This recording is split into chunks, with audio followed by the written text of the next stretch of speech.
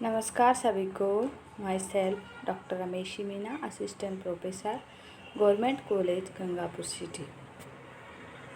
बच्चों, हम कोटा विश्वविद्यालय कोटा द्वारा निर्धारित बीए सेकेंड ईयर के राजनीति विज्ञान के second paper Indian political system, भारतीय राजनीतिक व्यवस्था का अध्ययन कर रहे थे।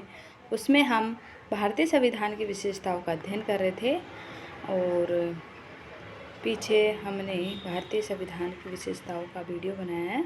आगे बची हुई विशेषताओं का आज अध्ययन करेंगे। आज हम भारतीय संविधान की विशेषताओं को समाप्त करेंगे।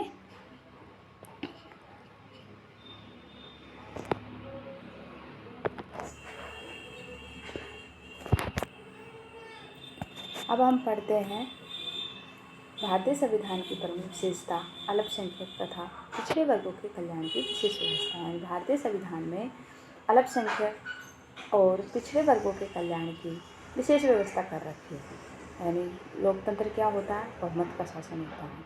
इसीलिए उसमें जो अल्पसंख्यक लोग होते हैं उनके हितों की रक्षा के लिए भी व्यवस्था की गई है और समाज के जो पिछड़े वर्ग हैं उनके लिए भी विशेष व्यवस्था कर रखी है। हम पढ़ते हैं कि क्या होता है। कई बार प्रजातंत्र की आलोचना करते हुए हम लोकतंत्र की आलोचना करते हुए क्या कहते हैं कि लोकतंत्र क्या है? बहुमत का अत्याचार है। कि इसमें क्या होता है, जो बहुमत वाले लोग होते हैं वह अल्पसंख्यक लोगों की अत्याचार करते हैं। इस आधार पर इसकी आलोचना की जाती है। लेकिन भारतीय संविधान में अल्पसंख्यकों के धार्मिक, भाषाई, सांस्कृतिक हितों की रक्षा के लिए विशेष व्यवस्था की गई है। ये कौन सा अध्याय में कर रखा? अल्पसंख्यकों की धार्मिक, भाषाई, सांस्कृतिक हितों की रक्षा मूल अधिकारों में। ठीक है, उसमें उन्हें अपने धर्म, भाषा, संस्कृति की रक्षा के लिए विशेष व्यवस्था कर रखी है। इसके अतिरिक्त भारतीय संविधान में अनुसूचित जातियों तथा जनजाति के क्षेत्रों के नागरिकों को सेवाओं, विधानसभाओं और अन्य क्षेत्रों में विशेष संरक्षण प्रदान किया गया है। अनुसूचित जातियों तथा अनुसूचित जनजातियों को संविधान के अनुच्छेद 330, 332 के अंतर्गत लोकसभा तथा राज्य विधानसभा में आरक्षण प्रदान किया गया है। प्रारंभ में यह व्यवस्था 25 जनवरी 1960 तक के लिए की गई थी, किंतु संविधान में संशोधन कर इसकी समय सीमा को बढ़ाया जाता रहा है। 95वें संविधान संशोधन के द्वारा इसे 2010 के तक बढ़ा दिया गया था, लेकिन अभी वर्तमान में एक नया संविधान संशोधन किया गया है। 104वां संवैधानिक संशोधन ये नया है। वर्तमान में भारतीय संविधान में 104 संविधान संशोधन हो चुके हैं। इसमें जो सबसे लास्ट का जो 104वां संवैधानिक संशोधन हुआ है वह 2019 में उसके आधार पर इन प्रतिनिधि संस्थाओं में आरक्षण की व्यवस्था को 25 जनवरी 2023 के लिए बढ़ा दिया गया और जो संशोधन होता है यह अनुच्छेद 334 में किया जाता है। अनुसूचित जातियों जनजातियों के लिए सेवाओं में यानी जो सरकारी नौकरी होती है उनमें दावों की व्यवस्था अनुच्छेद 335 के अंतर्गत हैं। ऊपर जो 330, 332 उसमें लोकसभा में, राज्य विधानसभा में आरक्षण की व्यवस्था की गई है और अनुच्छेद 335 में सरकारी सेवाओं में। 335 के अंतर्गत क्या है? और संविधान के अनुसार इन दावों, जिन्हें सामान्यतः आरक्षण के नाम से जाना जाता है, जो 335 में सरकारी नौकरियों में जो दावों की व्यवस्था की गई है उसे किस नाम से जाना जाता है? आरक्षण के नाम से जाना जाता है। के लिए कोई समय सीमा निर्धारित नहीं की गई है। जो दावे है, जो आरक्षण है, जो 335 में है सरकारी नौकरियों में, उसके लिए कोई समय सीमा निर्धारित नहीं की गई है। लोकसभा, राज्य विधानसभाओं में 10-10 साल के लिए इसे बढ़ाया जाता है। गत कुछ वर्षों से अन्य पिछड़े वर्गों यानी ओबीसी के लिए भी सेवाओं में आरक्षण की आवश्यकता अनुभव की जा रही थी और 1989 से इस प्रसंग में तीव्र विवाद की स्थिति थी।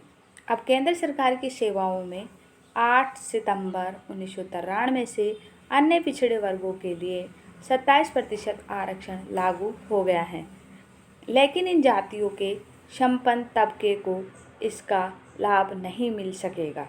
राज्य स्तर पर इस संबंध में अलग अलग व्यवस्थाएं हैं। इन सभी दलित वर्गों को यह सुविधा इस दृष्टि से दी गई कि इन वर्गों की बहुत गिरी हुई स्थिति होने के कारण इन वर्गों को विकास के लिए विशेष सुविधाओं की आवश्यकता है। संविधान की व्यवस्था समानता और प्रजातंत्र के सिद्धांतों का उल्लंघन नहीं, वरन वास्तविक और व्यावहारिक रूप में इन सिद्धांतों की प्राप्ति के प्रयत्न है। ये समानता के अधिकार के विरुद्ध नहीं है, प्रजातंत्र के सिद्धांतों के विरुद्ध भी नहीं है, क्योंकि जो अल्पसंख्यक हैं, पिछड़े वर्ग हैं, उनके कल्याण के लिए व्यवस्था की है। ये ऊपर उठेंगे तभी जाके समानता के अधिकार की प्राप्ति होगी।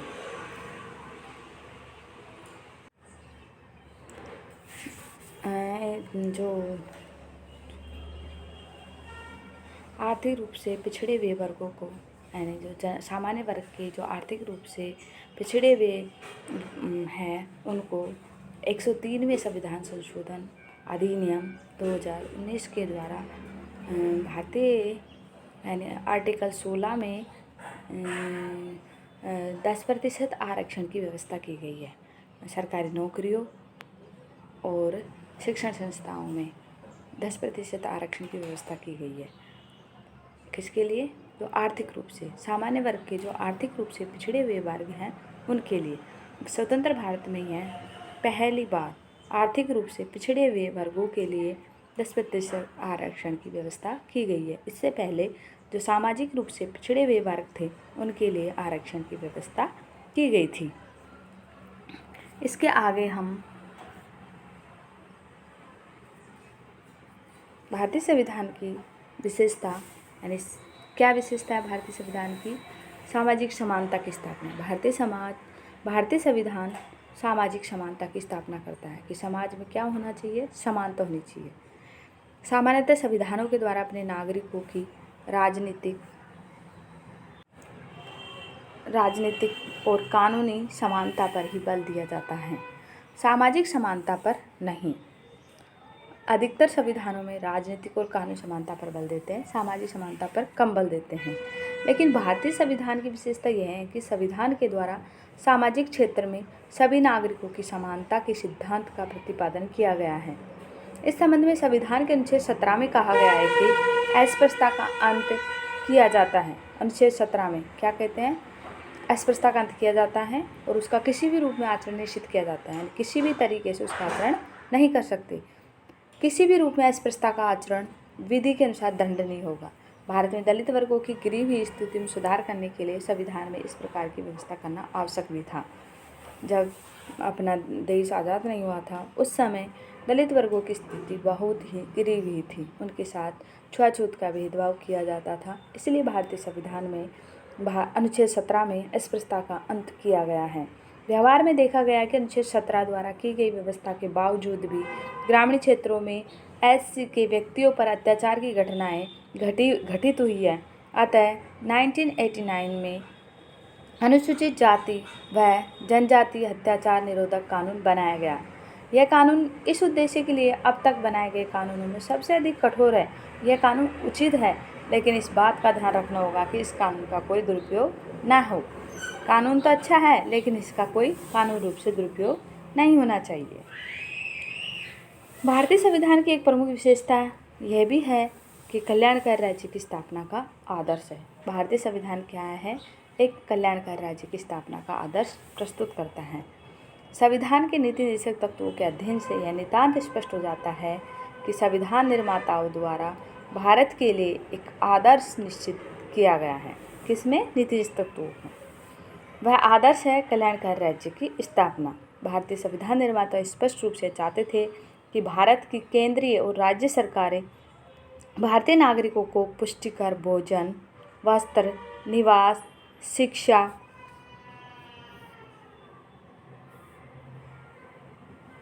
और स्वास्थ्य की अधिकाधिक सुविधाएं प्रदान करें, उनके जीवन स्तर को ऊंचा उठाएं और उनके द्वारा अधिक से अधिक संभव सीमा तक आर्थिक समानता की स्थापना की जाए। केंद्रीय सरकार तथा राज्य सरकारें संविधान में निर्दिष्ट इस लक्ष्य को प्राप्त करने के लिए निरंतर प्रयत्नशील है। इस लक्ष्य की प्राप्ति के लिए नियोजन की पद्धति को अपनाया गया है। समाजवादी ढांचे के समाज की स्थापना की नीति को निर्धारित की गई है। भारत में जो क्या है कल्याणकारी राज्य की स्थापना के लिए क्या क्या किया है। एक तो प्लानिंग, नियोजन की पद्धति को अपनाया गया है ताकि भारत में जो कमज़ोर वर्ग है उनके कल्याण किया जा सके, और समाजवादी ढांचे के समाज की स्थापना की नीति को निर्धारित किया गया है। भारतीय संविधान की एक प्रमुख विशेषता है एक राष्ट्रभाषा की व्यवस्था। भारत में विविधता में एकता को ध्यान में रखते हुए एक राष्ट्रभाषा की व्यवस्था की गई है। राष्ट्रीय एकता को सुदृढ़ करने के लिए हमारे संविधान में हिंदी को देवनागरी लिपि में भारत की राष्ट्रभाषा घोषित किया गया है। इसके साथ ही संघीय सरकार के सभी कार्यालयों में संविधान लागू होने के 15 वर्ष बाद तक अंग्रेजी के प्रयोग की आज्ञा दे दी गई। यानी शुरू में हिंदी को एक देवनागरी लिपि में भारत की एक राष्ट्रभाषा घोषित किया गया, लेकिन जब 15 साल तक, क्योंकि हमारे ज़्यादातर कार्य अंग्रेजी में किए जाते थे, इसको ध्यान में रखते हुए संघीय सरकार के सभी कार्यालयों में संविधान लागू होने के 15 वर्ष तक अंग्रेजी के प्रयोग की आज्ञा दे दी गई। लेकिन संविधान में यह भी कहा गया कि संसद के द्वारा 15 वर्ष बाद भी आज्ञा जारी कर अंग्रेजी के प्रयोग की अनुमति दी जा सकती है। लेकिन फिर 1965 में सहभाषा विधेयक पास कर अनिश्चित काल तक हिंदी के साथ अंग्रेजी को जारी रखने की अनुमति दी गई। कौन सा विधेयक पारित किया गया था? सहभाषा विधेयक। उसके द्वारा अनिश्चित काल तक हिंदी के साथ अंग्रेजी को जारी रखने की अनुमति दी गई 1965 में। राष्ट्रभाषा की यह व्यवस्था क्षेत्रीय भाषाओं की प्रगति में बाधक नहीं है। संविधान में भारतीय भाषाओं को विभिन्न राज्यों में प्रादेशिक भाषा के रूप में प्रयोग के लिए स्वीकार कर लिया गया। जो प्रादेशिक भाषाएं थी उनको विभिन्न राज्यों में स्वीकार कर लिया गया। अब भारत में 22 भाषाओं को प्रादेशिक भाषा के रूप में मान्यता प्राप्त है। ये कहाँ है, किस में उल्लेख है इनका? 8वें अनुसूची में।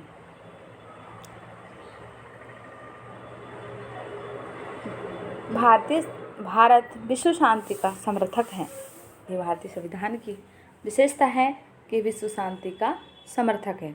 वसुधैव कुटुंबकम भारतीय जीवन और संस्कृति का आदर्श रहा है। चाहे भारतीय जीवन हो चाहे संस्कृति हो, इसका आदर्श प्राचीन काल से ही क्या रहा है? वसुधैव कुटुंबकम। और हमारे संविधान निर्माता भी इस आदर्श के प्रति सचेत थे। इसी कारण संविधान के नीति निर्देशक तत्वों में कहा गया कि राज्य अंतर्राष्ट्रीय शांति तथा सुरक्षा की उन्नति का और राष्ट्रों के बीच न्याय तथा सम्मानपूर्ण संबंधों को बनाए रखने का प्रबंध करेगा। अंतर्राष्ट्रीय शांति सुरक्षा की उन्नति का और राष्ट्रों के बीच न्याय तथा सम्मानपूर्ण संबंधों को बनाए रखने का प्रबंध करेगा। ये कहाँ उल्लेख किया गया है? नीति निर्देशक तत्वों में। व्यवहार के अंतर्गत भी भारत राज्य द्वारा विश्व शांति बनाए रखने की प्रत्येक संभव चेष्टा की गई है। युद्ध केवल उसी समय किए गए हैं जबकि आत्मरक्षा में ऐसा करना आवश्यक हो गया हो।